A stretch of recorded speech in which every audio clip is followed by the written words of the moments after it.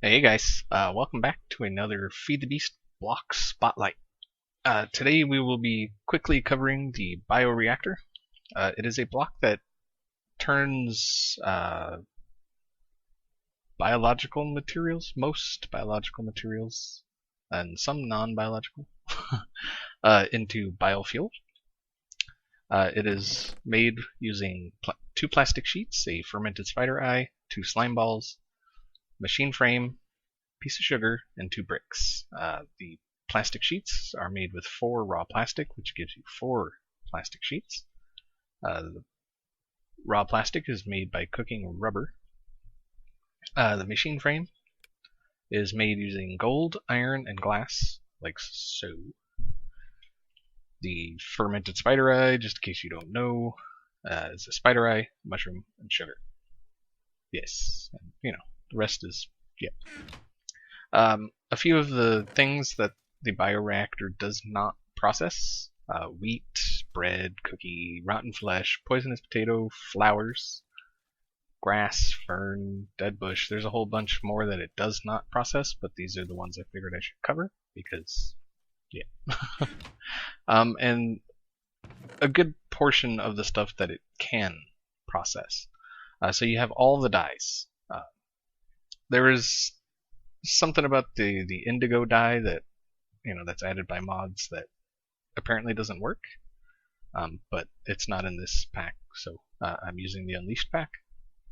But you got cactus greens, ink sacs, saplings, seeds, carrots, potatoes, both kinds of mushrooms. So you're not limited as to what you can put into the bioreactor. It requires no power to do what it does. Let me just show you real quick. So you put that, and as you can see, it's doing work. So over here, I have a bioreactor set up next to a tank. It'll automatically dump into, if you have waterproof pipes or a tank next to it, or a generator that takes biofuel, it'll automatically dump into the adjacent thing. In here I have eight separate items. Each type of sapling counts as one item. So yeah, there's 8 there, and there's bone meal here. That's why I have 2 of these on here, because these can only take 8, and this can take 9. Yes, to run at full efficiency. So what we do, we'll attach that there. You'll see it'll fill up. There it goes. Running at full efficiency. As you can see, it's going pretty good, for not using any power whatsoever. It's running at full efficiency, and yeah, it's going pretty good. Yeah. But the problem with having it running at full efficiency is you got to have that many different things being farmed to constantly feed it. But if we were to put, like a couple more in there, as you can see, it'll fill up, and then it'll really start moving once these get up to efficiency, and yeah, it's moving pretty good. So yeah, that's running at full efficiency. The way I generally do it is this over here. You got your skeleton farm. You got some tier 5 spawner, or just a regular spawner, feeding into some type of storage that feeds into a pulverizer, which will pulverize the bone meal, deposit it into the bioreactor.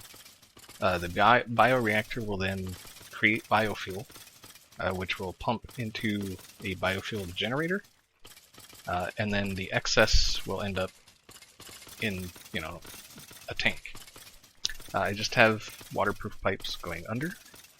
The reason it's going like this right now is because I want it to feed into this before it feeds into this. With this setup, you have to pretty much prime the bioreactor to start making biofuel. So we'll just dump some of that in there. It'll start making biofuel, which starts given this generator fuel, which will give this power. And then from then on, it's pretty much self-sustaining. Actually, it's completely self-sustaining. Yeah, because this will, you know, pump into here. Yeah. So there you go. Again, this thing requires 0 power. It requires no power whatsoever. This power is only for the pulverizer, just so it, you know, it, like I said, it's self-sustaining. We can turn that off. I think we have enough bones. Die, guy. Die. He'll die. So yeah, that's the bioreactor. Just keep in mind, the more you put into it of these items here, you know, so you got carrot farms, you know, some wheat farms, cactus farm, and then tree farms for those, and then cocoa farm. Why not? So you've got those things. There's 8 things there that will run it at a pretty good efficiency. And oh hey, you know, why not? Potato farm. There you go. You got your 9 items. In Feed the Beast, it's really easy to get those farms automated. Yeah, and then you got pumpkin you can throw in there, and then there's melon somewhere. Yeah, it can do melon seeds. I don't know why I didn't put them in here, but yeah. So yeah, that's the bioreactor. It is a very, very, very useful block. Does some great things. Power free, and it will help power. The more of these you get set up, the more biofuel you'll make, obviously. With this, it's filling this before it fills this. So, yeah. So yeah, hopefully that helped. Again, this will pump into any adjacent. Let's grab a tank. Just a regular tank, like so. As you can see, it pumps straight into it. It'll, yeah, it's empty now.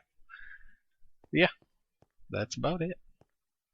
Hopefully you found this useful, and hopefully you find the bioreactor useful. It may be nerfed in the future, but for now, it is a dream come true for basically starting out with power, because it doesn't require power. And the biofuel generator, let's actually take a look at that. Just so you know what it costs, it is super cheap as well.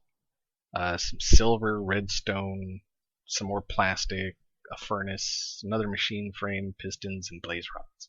I think the most expensive part is probably the blaze rods, just because you have to go to the nether pretty much. No, you have to go to the nether to get blaze rods. So that's it. Yeah, again, hopefully you found it useful, and hopefully you enjoy the bioreactor. And that's going to do it for this time. Hope you enjoyed it, and I'll see y'all next time.